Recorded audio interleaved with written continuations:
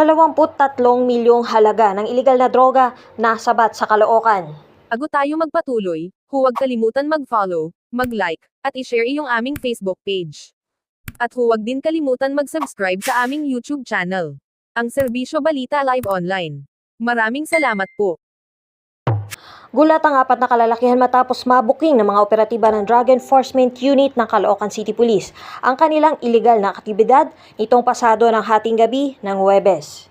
Kinilala ng kapulisan ang mga naaresto na sina alias Abdul, 42 anyos, taga Bulacan, at alias Oding, Vix at Tata, pawang mga nasa hustong gulang at taga naturang lugar.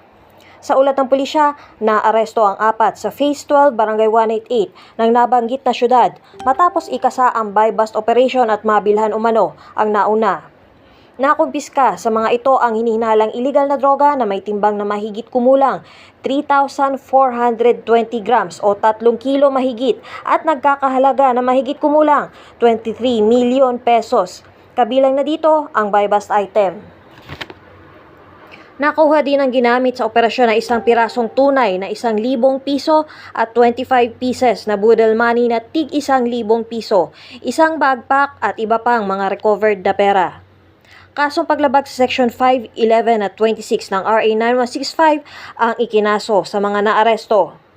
Ito sina Dryan Zamora at Renz Pedroche, nag-uulat dito sa Caloocan City para sa DZSB, ang himpilan ng katotohanan at paglilingkod.